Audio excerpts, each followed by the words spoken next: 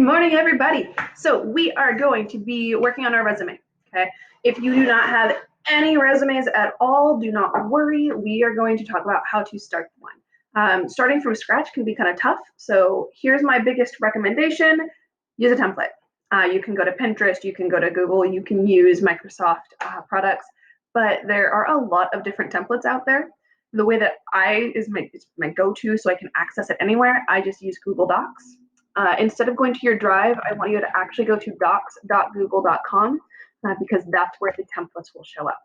Okay, now I have done a decent chunk of work with resumes for my English classes, so the templates already show up here in my little bar here. But if you click on Template Gallery, you will be able to find these templates as well because they won't pop up for you most likely automatically. Now, Google actually has a lot of different types of templates that people can use for different types of reports, different types of manuals, different types of letters, but one of the options is resumes, okay? My own personal professional my professional resume, I use this Spearmint template, and I've used that for almost a decade. But I would recommend using either Swiss or Serif because it's structured in a way that actually allows us to keep things on one single page a lot easier. And since you guys don't have any professional experience yet, you're going to want to keep your resume to one page. Just so that it's a quick little way to glance through, and you're going to be looking at entry-level positions and looking at colleges and scholarships. A quick scan is really all they need. So I am going to go ahead and open up Swiss. Okay. And it might take a second because it's pulling up a template from their database, but it'll just pop up and generate all of the different categories that we need. Okay.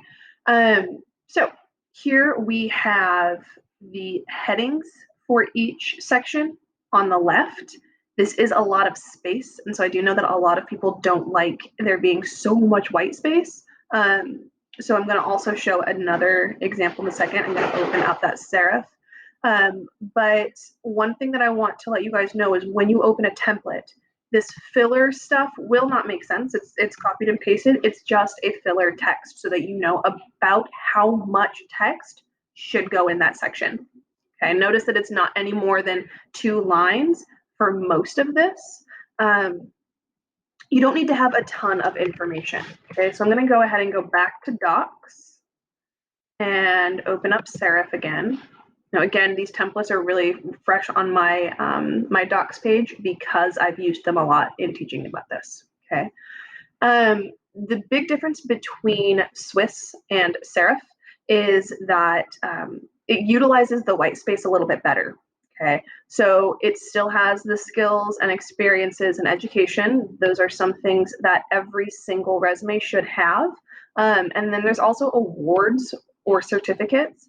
Those are kind of the 4 categories that every single resume should have so that you can highlight your skills. Okay, if you find a template that has a lot more than that, I am going to encourage you to delete anything else, like this down here.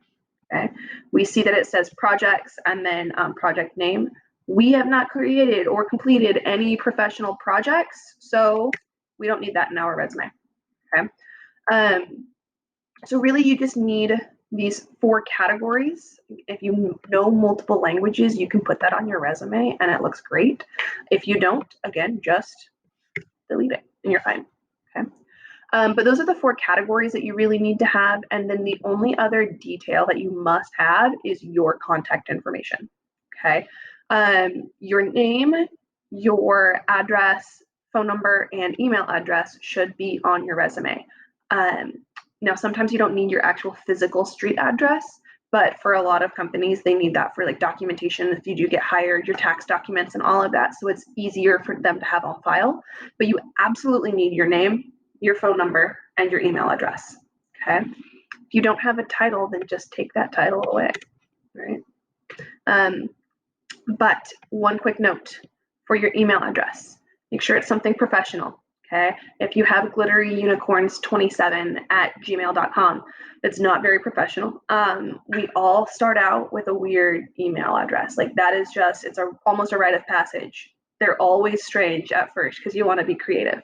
You should by now, and if you don't, please do, but you should have created a adult email address, right?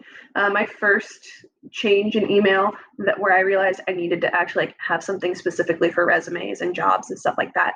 It was just my last initial underscore my first name, right? So C underscore Davina at domain. Use dots or underscores if your preferred handle is already taken, but come up with something that reflects your name, not necessarily your personality, because this should be an email that you use for the rest of time. Um, so just a quick little thing, starting up templates, those are the 4 categories that you absolutely should have is the skills, experience, education, and awards. And then make sure that you have your contact information.